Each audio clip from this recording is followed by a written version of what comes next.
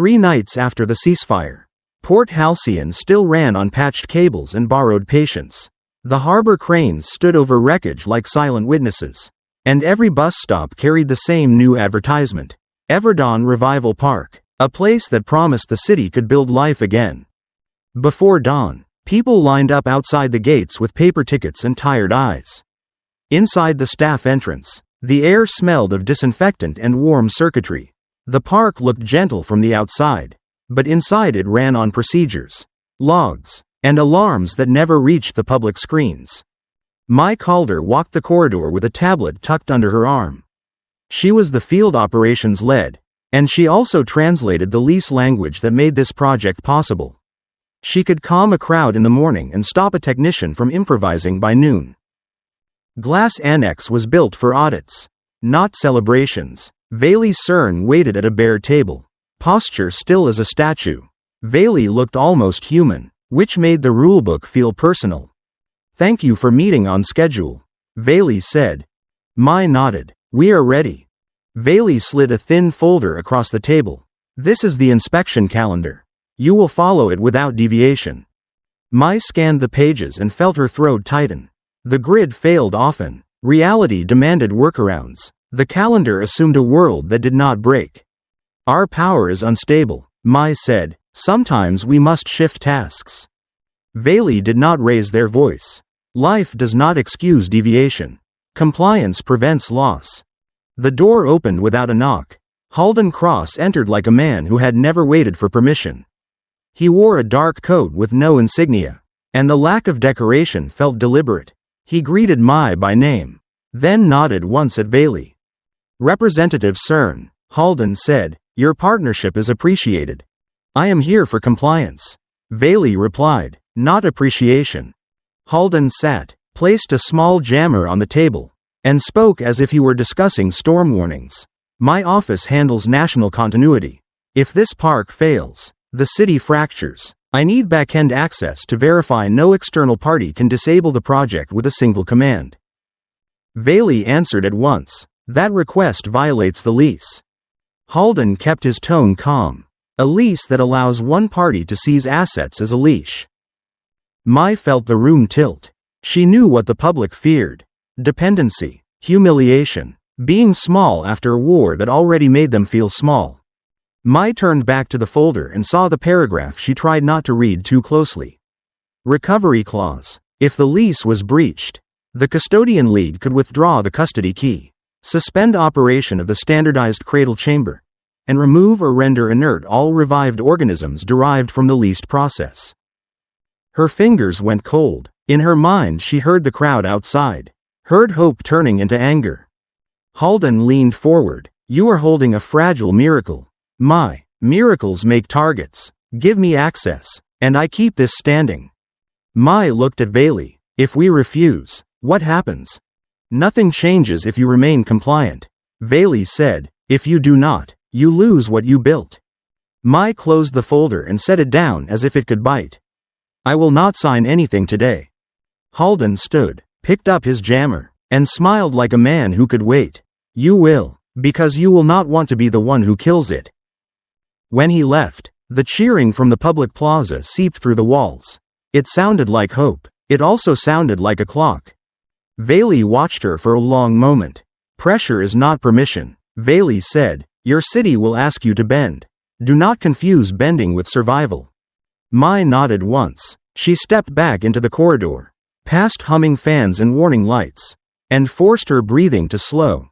Outside, the line kept growing, and the park kept smiling for the cameras. By midday, tours flowed through the front paths, and Mai played her part. She answered questions about habitats and feeding schedules in language that made everything sound safe. When the last group left, she let her smile drop and followed a service sign that read "Staff Only." Tessa Marlowe met her at the door with a wrench clipped to her belt. Tessa was the Cradle Systems engineer, the person who kept the park alive when parts were missing and power was rationed. She did not waste words. "Cradle Hall is stable," Tessa said, "but we are running hot. Cooling is carrying the load like a mule." They walked through a narrow maintenance passage where the air grew warmer and the hum of equipment pressed against the ribs. Cradle Hall opened into a clean room with glass partitions and soft light. At the center sat the standardized cradle chamber, a sealed habitat with pipes feeding mist and heat in precise cycles. Mai stopped at the glass. "How is it?" "Alive," Tessa said. "Stable, eating, watching us." Inside, the kestrel soar moved across a padded surface, small enough to fit in both hands. Its skin held muted browns and gray-greens like dried leaves after rain.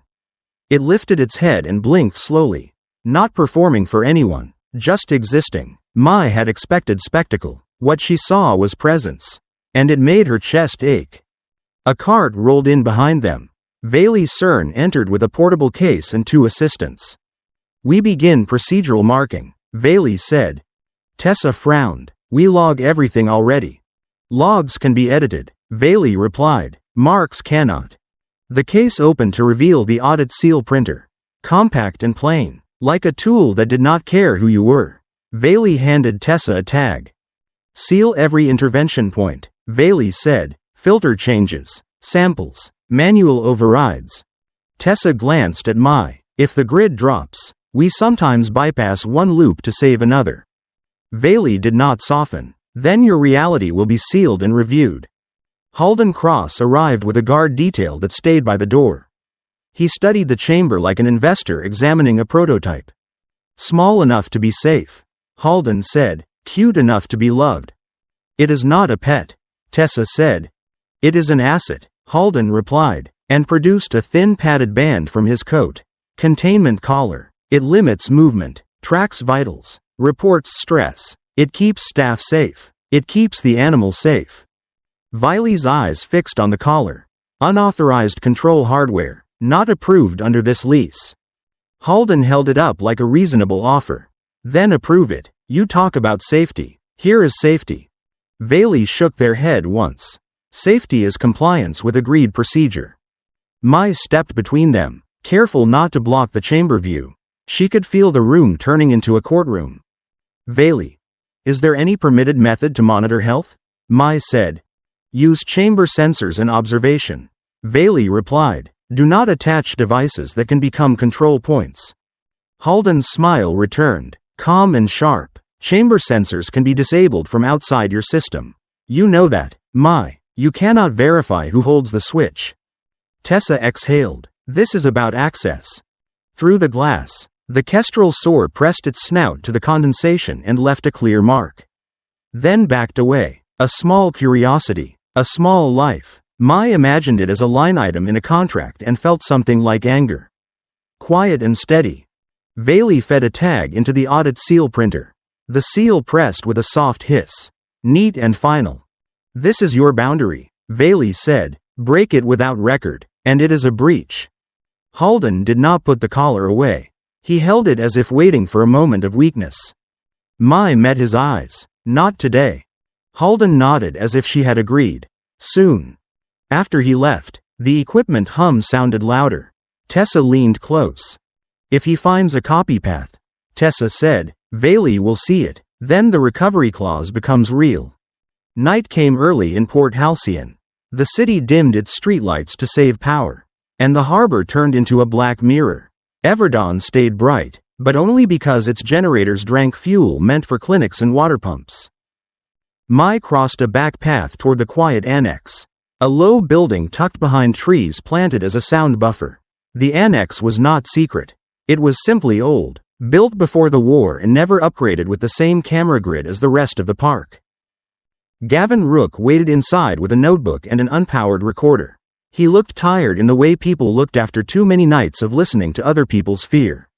When Mai shut the door, the room fell into a careful silence. "You should not be here," Mai said.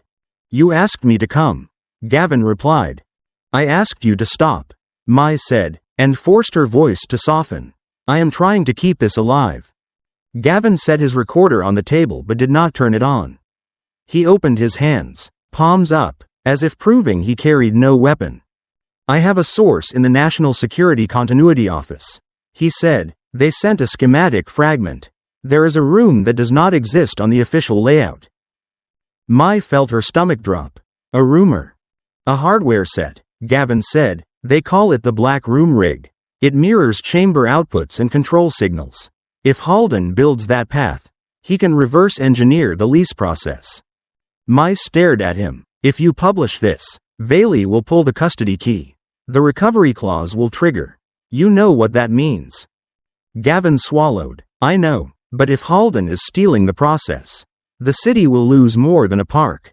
We will lose the right to call ourselves rebuilt. Mai walked to the small window and looked at the dark trees outside. Somewhere beyond them, a crowd still gathered near the gates, hoping for one more glimpse before closing. Give me time, Mai said. Let me handle this inside. Gavin stepped closer, then stopped short of touching her. His voice lowered. If I wait, he buries it. If I speak, you get crushed with it. I do not want either. Mai turned back. Halden thinks he is saving us. That is why he is dangerous. Gavin said. He has a case. People will cheer while he takes what he wants. Mai held her breath for a beat, then let it out slowly. If Bailey pulls the project, the city will blame an outsider. They will blame me. They will blame you. Halden will stand on the wreckage and say he was right. Gavin nodded once. Then we make it impossible for him to stand clean. A sharp chime cut through the room. Mai looked down at her tablet. A banner scrolled across the screen and the words felt too calm for what they meant. It read, Civic Ledger Network detected unauthorized access attempt. Credential domain. National Security Continuity Office. Mai felt cold spread into her fingers. The message did not name Halden, but it pointed straight at his world. Gavin read her face. It has started, right? Mai nodded. Yes. Outside, the generators thumped steady for now. Inside, the park held its breath, and someone with lawful authority was reaching for ownership of a living thing. Mai pictured the small kestrel soar pressing its snout to the glass. She pictured Bailey reading seals like verdicts. She knew the next hours would decide who owned the story. At Port Halcyon, hope could be scheduled like maintenance. Everdawn Revival Park opened on time each morning, and behind the gates Terran Renewal Directorate ran a second city made of seals, checklists, and fuel math. Mai Calder entered Glass Annex before the first tour group reached the plaza. Because the city wanted proof that the ceasefire meant something. Bailey Cern stood beside a projected ledger of access marks. Each mark looked small, but Mai knew one mark could end the lease. The project recorded a procedural breach. Bailey said, it is now a formal warning. A director tried to keep his voice steady. We complied with the inspection calendar. You complied until pressure arrived. Bailey said, pressure does not erase evidence. Mai spoke before the room could turn on itself. The access attempt came from a credential domain tied to national security. The park team did not request it. Halden Cross walked in as if summoned by his own name. He sat at the center chair and addressed Bailey with careful politeness. My office is investigating the probe. Halden said, that probe proves the risk. If someone can reach your boundary, someone else can too. We need continuity oversight. Bailey held his gaze. Oversight is not authorized access. Explain your proposed change. Halden placed a thin packet on the table. Phased security takeover. Controllers in key rooms. A verified chain of command. The public needs to know the park is protected. Mai felt the room lean toward him. After the war, people trusted uniforms more than contracts. Controllers in Cradle Hall will slow response. Mai said, living systems do not wait for approvals. Living systems die when response is unaccountable. Halden said, if a handler is hurt, if an animal escapes, the city will not blame a lease. They will blame Terran Renewal Directorate. They will blame you. Bailey tapped the projected ledger once. Your argument is political. I am here to enforce boundaries. Boundaries are luxury when the crowd is hungry.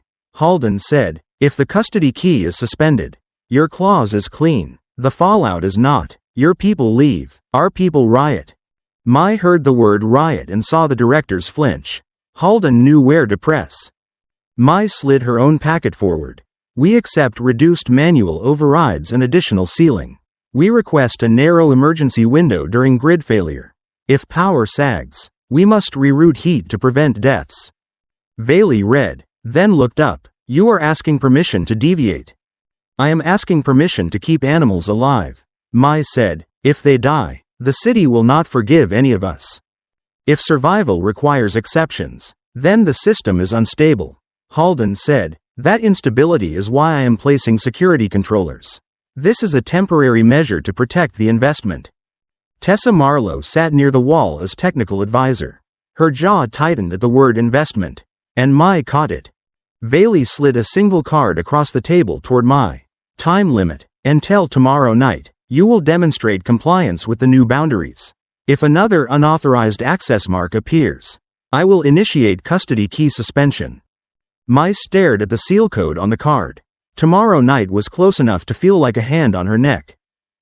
No exceptions? Mai asked. No exceptions, Bailey said. Halden stood, already moving to occupy the aftermath. Then my office will help you comply. For the good of Port Halcyon. When the meeting broke, Halden's aides issued new badge colors and fresh rules. Mai watched the badges change hands. And she watched how quickly authority became costume. One director pulled Mai aside near the exit. His eyes were red from lack of sleep. We cannot fight both of them, he whispered. We need the park open. Sign whatever keeps the gates open. If we sign away control, we will never get it back, Mai said. The director looked past her toward Halden. If we lose the park, we lose the city. That is what he is selling. And people are buying it. Mai understood the trap in plain language. Halden was not asking for the project. He was taking it one door at a time.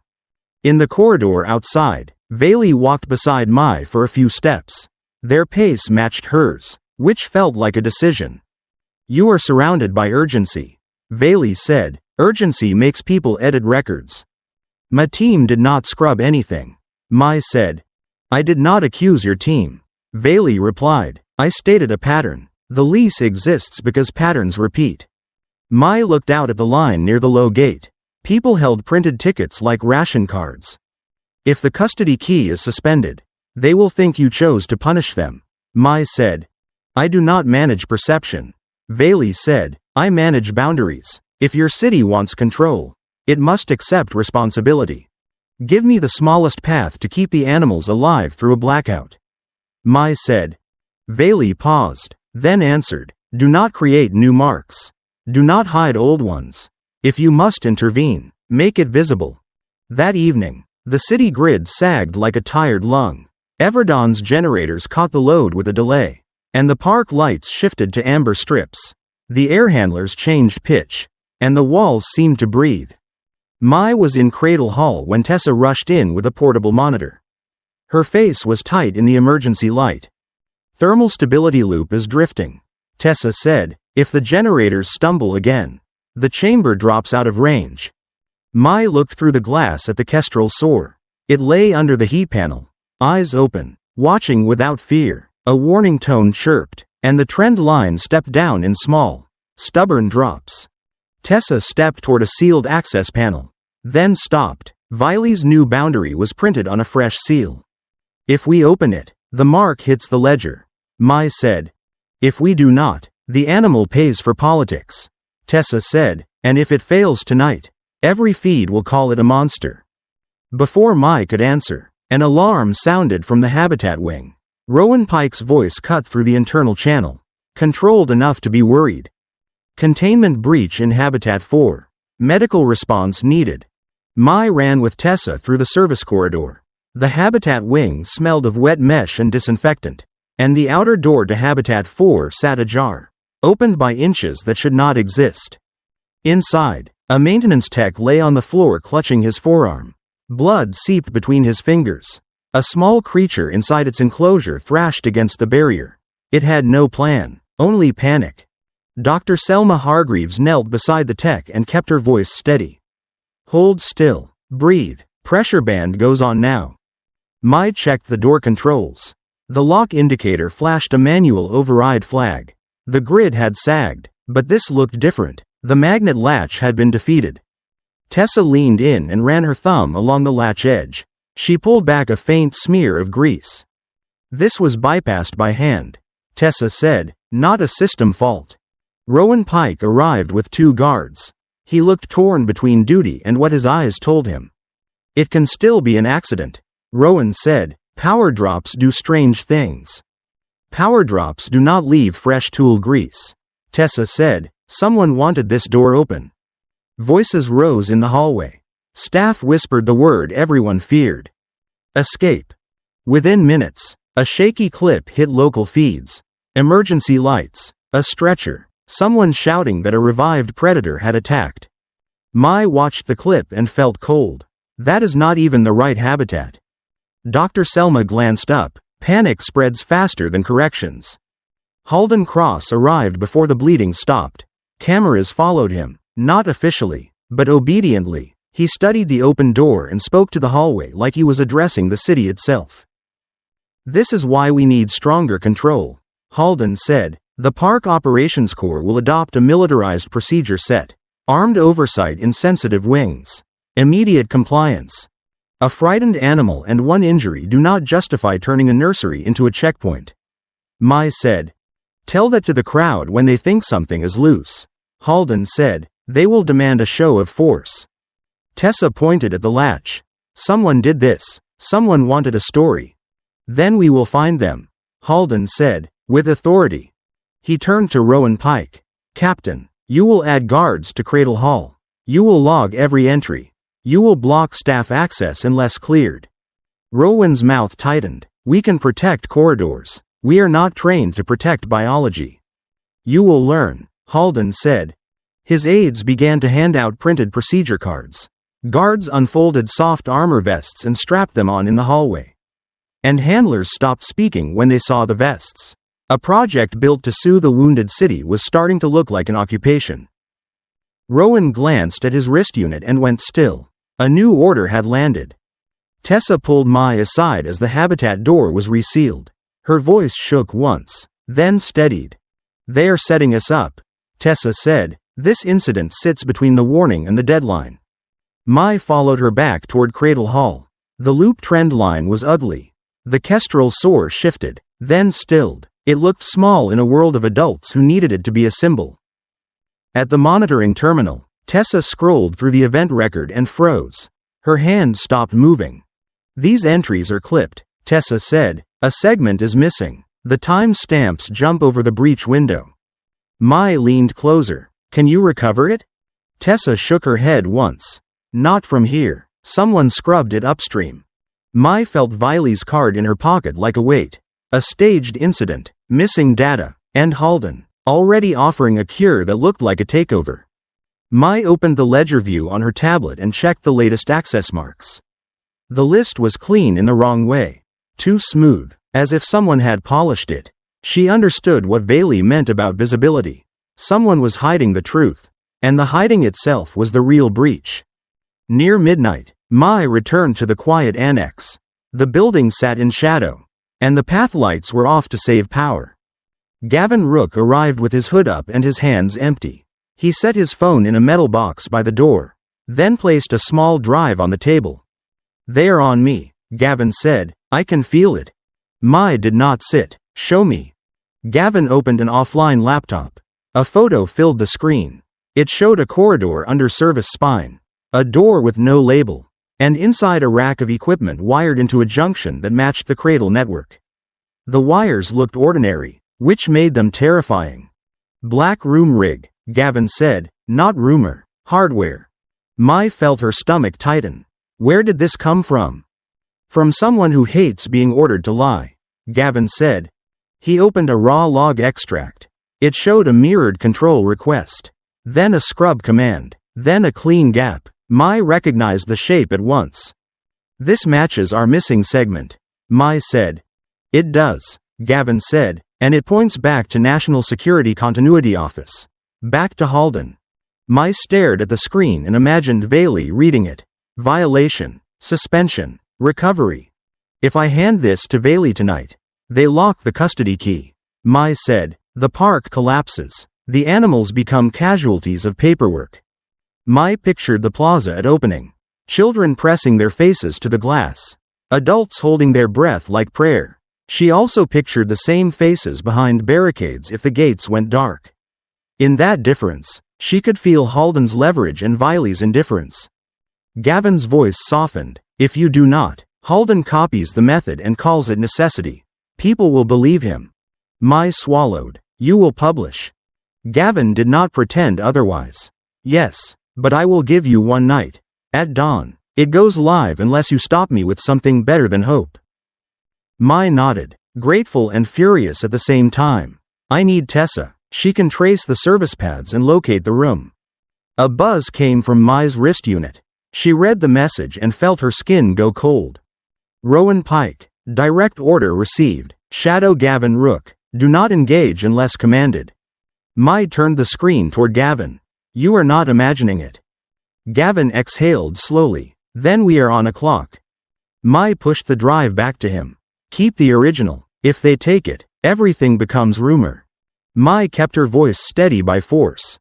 I will meet Tessa at first light and follow service spine. Gavin closed the laptop. Be careful, Mai.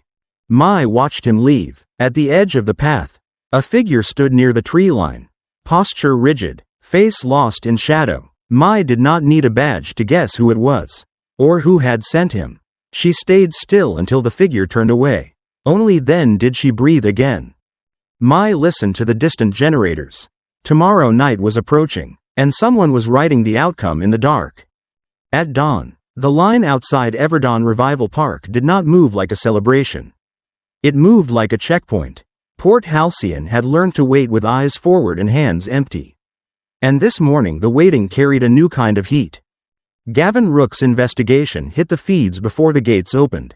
The headline traveled through group chats, cafe screens, and bus stop panels faster than any official statement.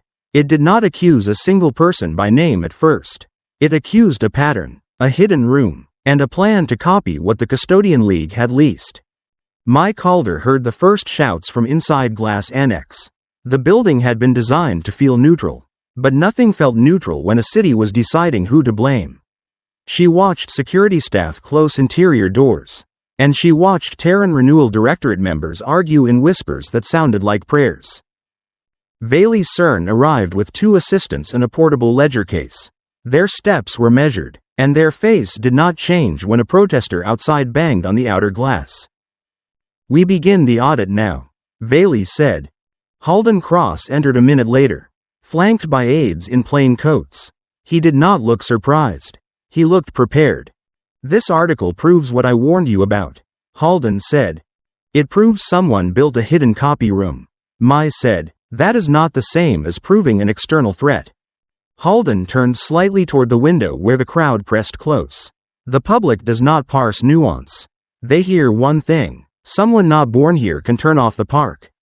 The lease is not a weapon, Viley said. It is a boundary. Halden nodded once, as if agreeing to a point he would ignore. Your boundary reads like ownership.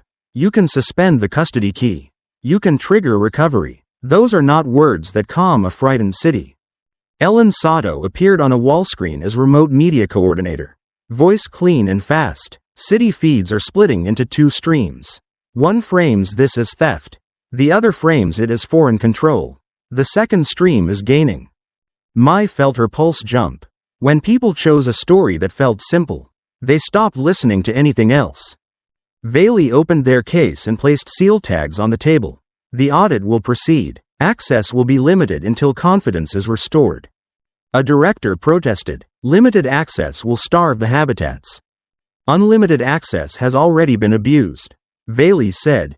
Halden stepped closer to Mai. Speaking for her alone, let me manage the public. Let me frame this as a sovereignty defense. I will keep them from turning on you.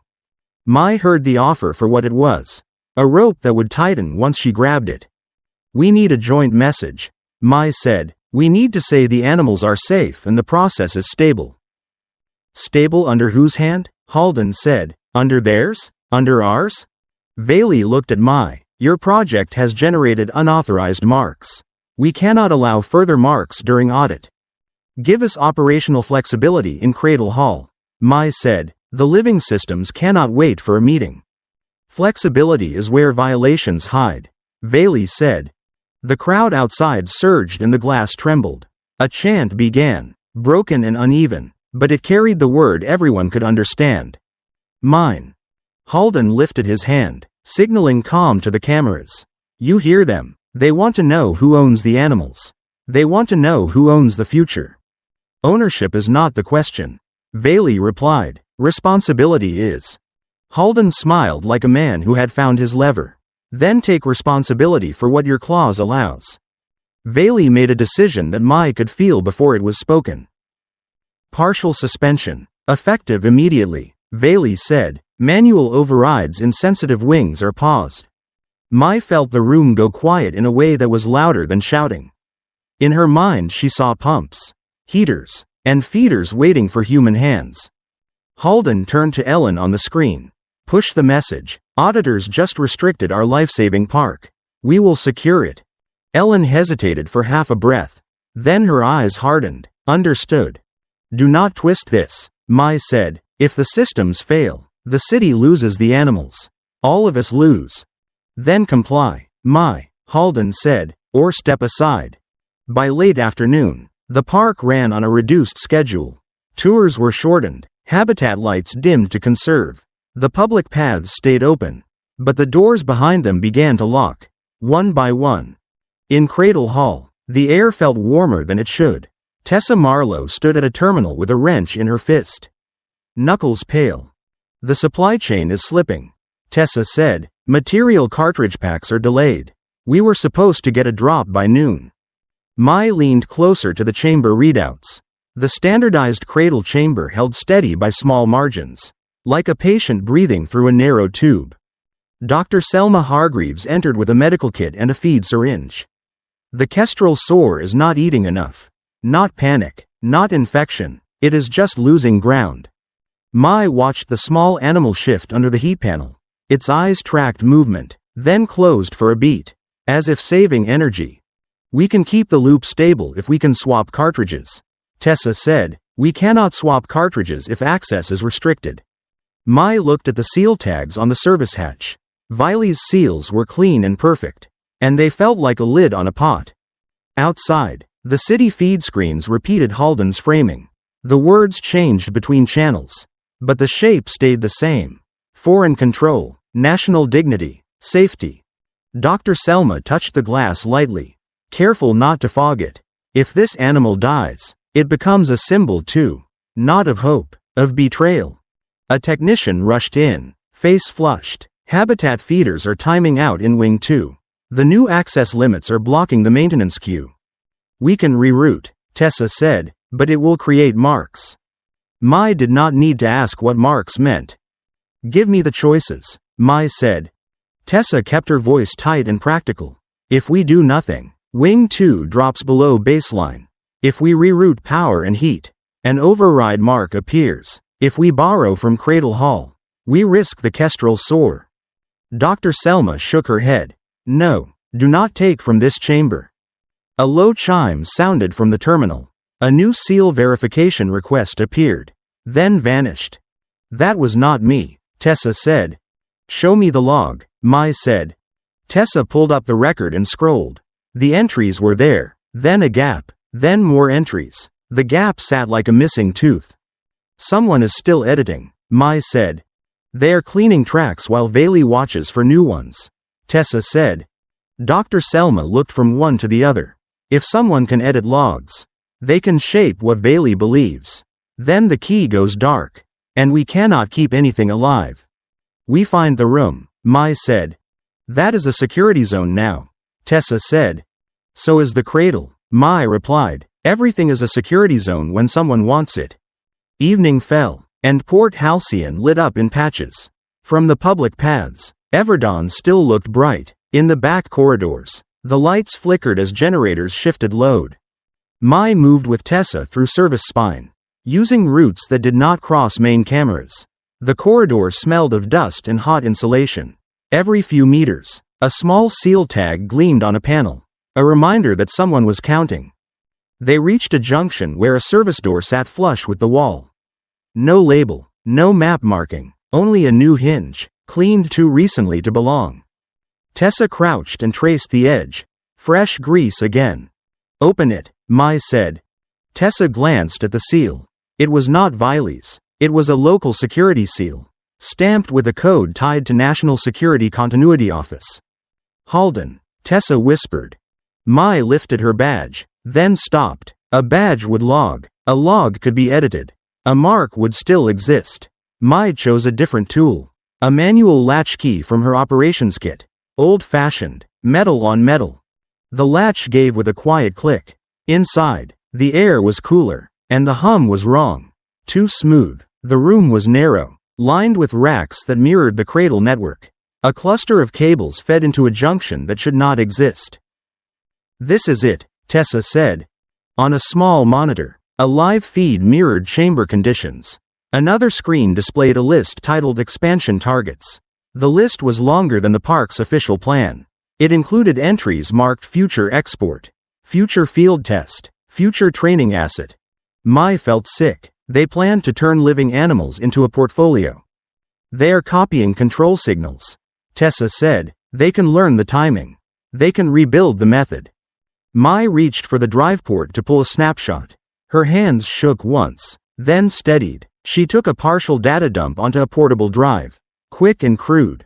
Footsteps sounded in the corridor. Rowan Pike's voice came through the doorway. Low and tense. Mai, Tessa, step out. Mai turned. Rowan stood with two guards. Their weapons stayed low, but their faces were strained. Rowan, this room is illegal, Mai said. This is the theft. I know what it looks like. Rowan said. Then help us, Tessa said. We take this to Viley. We stop the suspension. Rowan shook his head once. I have orders. I do not get to choose which crisis I obey. Whose orders? Mai asked. Halden's? Rowan did not deny it. My unit answers National Security Continuity Office.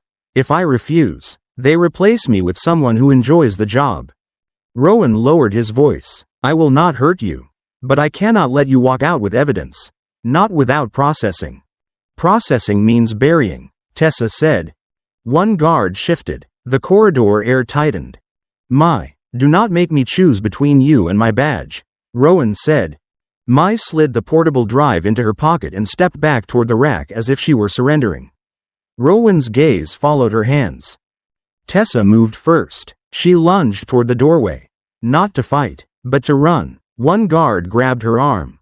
Tessa twisted, and the guard lost grip for a breath. Rowan caught her by the shoulder and pinned her gently, like holding back a desperate friend. Mai, go, Tessa shouted. Mai moved. She slipped past a side gap between racks and a maintenance door that Tessa had unlatched earlier. It opened into a narrow vent passage. Stop her, Rowan shouted. Mai did not look back. She crawled through the passage, scraping her palms on metal edges, and dropped into a service stairwell 2 levels down. Her wrist unit buzzed with a system alert. Not from the park but from city feeds. A clip was already spreading. It showed Viley's assistants carrying audit cases. And it showed Halden speaking to cameras. The caption claimed auditors were threatening to seize living assets. Mai's stomach turned. Halden was building the next trap while she ran. She reached a maintenance exit and stepped into the night air behind the habitats. The park lights made long shadows on wet pavement. She could hear the generators coughing through load shifts. Mai checked the portable drive. The dump was incomplete. Unencrypted segments were there, enough to prove a copy path existed and enough to prove intent. But Tessa was not with her. Mai pressed her hand to the wall and forced her breathing to slow. She had evidence in her pocket and a friend in custody. The park was still alive, but it was sliding toward a hard limit.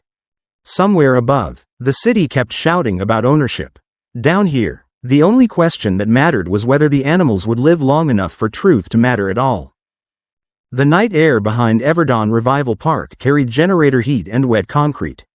Mai Calder kept her back to the wall and listened to the park breathe. Every few minutes, a relay clicked, then settled into a lower hum. Tessa Marlowe was gone. The partial data dump in Mai's pocket felt heavier than any tool. She had proof, but proof did not hold a door open, and it did not keep a chamber warm. Later, Mai walked into Glass Annex with her badge turned inward. Viley Cern waited at the same bare table, hands folded, audit case closed. Mai placed the portable drive on the table. She set it down like a confession. I found the copy room, Mai said. Veli did not touch the drive. Your seals say otherwise. It is under service spine, Mai said. It mirrors control signals. The list inside is longer than the park plan. Veli finally looked at the drive. Where is Tessa Marlowe? Mai's throat tightened. Rowan Pike took her. He said he had orders. Veli took a slow breath. You entered a restricted zone during audit. You created a mark. The mark was not mine, Mai said. The door had National Security Continuity Office sealing. Someone built the room and labeled it legal. Veli opened their audit case and placed a single card on the table. Clean, stark, and official. Without transparency, the Custodian League will recover the assets. Veli said, that is the lease. Mai leaned forward. If you pull the custody key now, the animals die. The city will riot. Halden will turn it into a weapon against you and against me. Veli did not flinch. Then stop giving him weapons. You came here with evidence. Use it in the only way that matters. You want me to publish? Mai asked. I want you to accept accountability. Publicly, Veli said. Mai felt her pulse in her ears.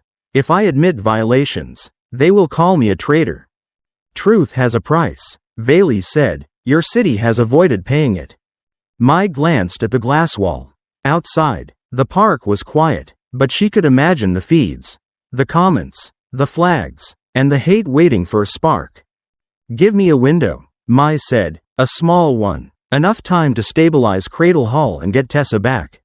Veli closed their eyes for a beat. When they opened them, the decision was there. One operational window, limited, logged, observed, Veli said. Mai swallowed. And Tessa? Veli tapped the drive with one finger. If your evidence is real, it changes custody, but you will not get that change in a closed room. Mai understood the trap and the offer. Veli would help, but only if Mai stepped into the fire with her own name. You will state that Terran Renewal Directorate allowed unauthorized pathways. Veli said, you will state that you failed to prevent them. Mai felt the sentence land on her shoulders. It was not fully true, but it was the truth that could be proven. It would shield Veli from being framed as the aggressor. It would also paint Mai as the weak link. I will say it, Mai said. Veli slid the card toward her. Then we move fast. The systems are already drifting. If the chambers drop out of range, there will be nothing left to argue over. Mai took the card and felt its edges bite her skin. On her way out, Mai paused at the hallway screen that streamed public footage. Halden Cross stood at the low gate with a calm face and a practiced voice. He was already speaking as if he owned the narrative. Mai did not watch the end. She already knew where it would go. 2 hours later, Halden moved first. A notice flashed on every staff terminal, stamped with National Security Continuity Office authority. For public safety, Everdawn Revival Park would be placed under phased security control. Access would be restricted from the low gate to Cradle Hall. Mai reached the service corridor and found it blocked by portable barriers and armed guards. They held their weapons low, but they held them like habit. Rowan Pike stood near the barrier with a tired face and a fixed stare. He looked like he had not slept since the ceasefire. Rowan, he is turning the park into a hostage, Mai said. I am preventing panic, Rowan said. You are preventing help, Mai said. Cradle Hall is now under security clearance. Rowan said, the directive is clear. Mai held up Vili's card. I have an operational window. Limited, logged, observed. Rowan's eyes flicked to it. That does not override my orders. Behind them, a supply cart rolled in, stopped, and rolled back out. The driver raised his hands in apology. He had no power here. Mai ran to the back monitoring station and pulled up chamber trends. The cooling system hovered near its upper limit. The stabilizers compensated in tiny steps, each step stealing capacity from tomorrow. Dr. Selma met Mai at the terminal. Her face was calm, but her hands moved faster than usual. The kestrel sore is fading, Dr. Selma said, not dying yet, but losing strength. Mai read the numbers and hated how ordinary they looked. A slow decline, a quiet line, the kind of line people ignored until it crossed a threshold. A staff member ran in with a phone pressed to his ear. Feeds are calling it an alien seizure. They say the Custodian League is starving the animals to force recovery. Mai closed her eyes for a beat. It was Halden's story, and it traveled well.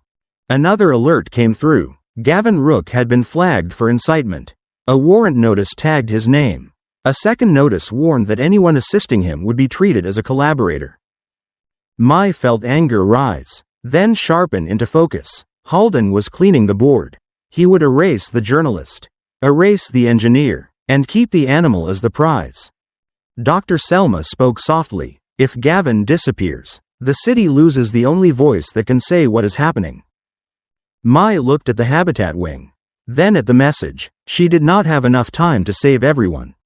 Mai called Gavin on a secure line. It rang twice, then connected. Mai, I am moving, Gavin said. They are close. Go to the old water exchange under Harbor Bridge. Mai said, stay low, do not broadcast. If I go quiet, he wins, Gavin said. If you get caught, he wins faster, Mai said. Give me hours. Gavin breathed once. Controlled. One night. That is all I can give. Mai ended the call and immediately felt the weight of it. She had chosen to pull one person out of the trap, but the park was still inside it. In Cradle Hall, the chamber alarms did not scream. They only chimed, and that was worse. A new lock icon appeared on the cradle maintenance panel. It was not Viley's seal. It was security authorization. Mai stared at it and understood. Halden did not need to kill the animals with a weapon. He only needed to stop the hands that kept them alive. Rowan's voice came over the internal channel. Measured and official. All corridors are now controlled. No one passes without clearance. Mai looked at the trend line again. The cooling loop was near the edge. If it crossed the limit, the cradle would protect its hardware by shutting down auxiliary life support. The chamber would not care about politics. It would only follow rules. How long? Mai asked. Dr. Selma watched the readout. Hours, not days. Near midnight, Mai returned to Glass Annex with Viley beside her. Viley's presence changed how people looked at the hallway. Some staff straightened with relief. Others stiffened with resentment. Viley stopped at a terminal and entered a command sequence that Mai could not read. The system responded with a confirmation tone, and the monitors shifted to a new status state.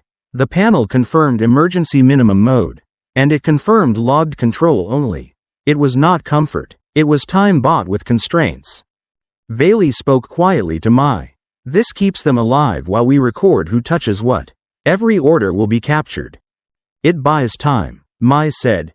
It spends trust, Viley replied. Mai opened a channel to Rowan Pike and kept her voice calm. Rowan, listen to me. The copy room exists. You saw enough to know it is real. I saw a room, Rowan said. I do not decide what it means. It means Halden is stealing the process. Mai said. He will blame the Custodian League to cover it. Rowan stayed silent for a beat. My orders are to keep the park secure, Rowan said. Then secure it from him. Mai said. Help me reach Tessa. She is not a threat. She is the only person who can keep these systems alive through this. If I move her without clearance, they will say I broke chain of command, Rowan said. They will say that anyway when the animals die. Mai said. Choose the version where people live. Rowan did not answer at once. Mai heard distant footsteps on his end. The sound of a guard shift. The sound of a man being watched. Meet me at the service stair behind Habitat 2, Rowan said. In 10 minutes. No cameras. Halden's voice echoed from the public address system outside. Smooth and confident, he was speaking to the crowd at the low gate, and the words filtered through walls as if the park itself could not shut him out. We will guarantee safety. We will guarantee control. Mai turned to Viley. He is pushing them toward a trade. Viley nodded slightly. He will offer the city comfort in exchange for your key. Mai's pocket buzzed with an incoming message from a secure civic channel. It was a brief note and a link. Ready to be activated. The note said the ledger broadcast was queued, and the evidence package was ready. Mai felt her mouth go dry. If she triggered it, she would burn her career. She would also light the only signal Halden could not easily smother. Once you publish, you cannot return to quiet work. Bailey said. I do not want quiet anymore. Mai said. They moved toward the control room corridor. The air there was cooler, dense with recycled breath. The lights flickered as the generators shifted load. At the end of the corridor, the door to the control room opened. Halden Cross stepped in alone. Without a guard line, he moved like a man entering his own office. His eyes flicked to Bailey, then to Mai, then to the status line on the terminal. Halden smiled, calm, almost kind. You have made your choice. Now make the useful one. He took one step closer. Give me the custody key. I will keep the park stable. I will keep the public calm. You are not authorized, Bailey said. Halden did not look at Bailey. He looked at Mai, because he knew where the lever was. You want Tessa Marlowe back, Halden said. You want your little animal alive. You want your city to stop shaking. Mai felt the broadcast link like a spark in her pocket. She did not trigger it yet. Not until she got Tessa out. Not until she knew whether Rowan would hold his nerve. Halden waited, patient, like a man who could afford time because he controlled the doors. The control room smelled like hot plastic and tired filters. Emergency strips washed the walls in hard white, and every fan sounded like it was chewing gravel. On the main panel, trend lines trembled near their limit, refusing to either fail or recover. Mai Calder stood between two kinds of power. One wore a badge and spoke to crowds. The other wore a lease and spoke to boundaries.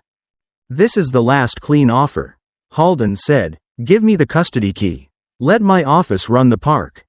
You sealed corridors, Mai said. You blocked supply. You put people in the way of life support. I put security in the way of chaos, Halden said. He pointed toward the trembling trend lines. These lines are a lesson. Earth is tired of renting its future. The moment we accept permanent leasing, we accept permanent weakness. Your future is not a commodity to steal, Bailey said. The lease exists because theft turns stewardship into war.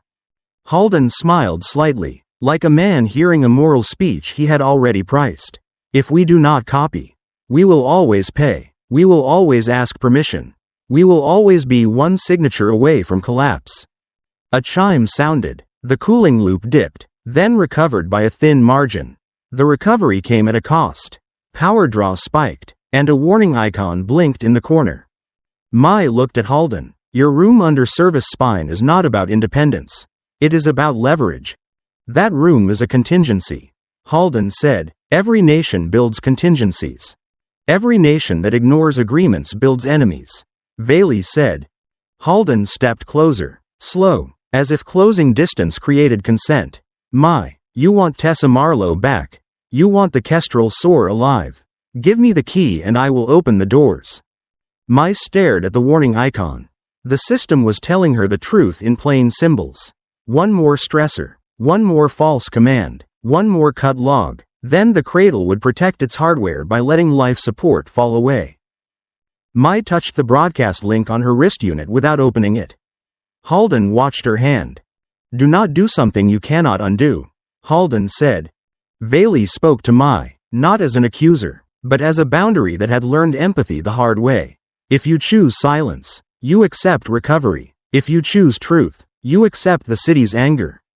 Mai understood the simplest rule.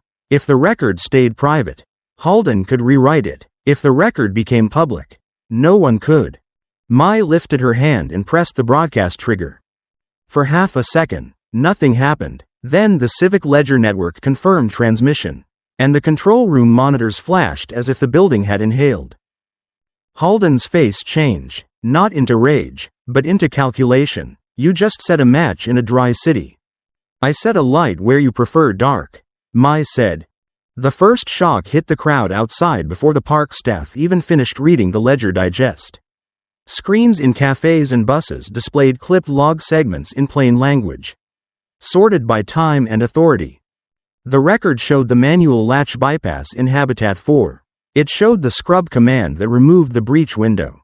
It showed corridor seals issued from National Security Continuity Office. It showed Halden's own authorization pushing the phased takeover. The city did not need technical fluency to understand betrayal. They only needed to see names tied to actions. In the control room, Halden's comm unit buzzed, then buzzed again, then went quiet, not because calls stopped, but because he stopped accepting them. He stared at the wall monitor that now looped a graphic labeled Chain of Command.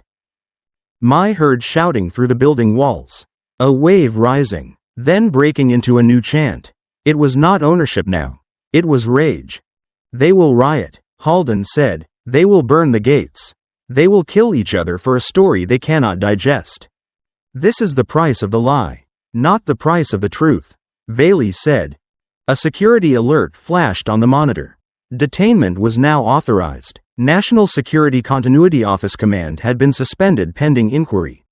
For the first time, Halden looked mortal. Rowan Pike appeared at the doorway. Breath hard, hair damp with sweat. 2 guards followed him, not in formation, but in haste.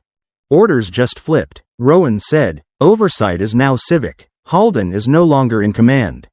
This is a procedural storm, Halden said. It will pass. It will not pass for you, Rowan said. Mai stepped toward Rowan. Tessa.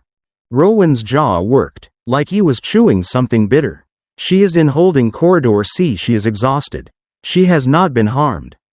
Get her here, Mai said. Cradle Hall is dropping again.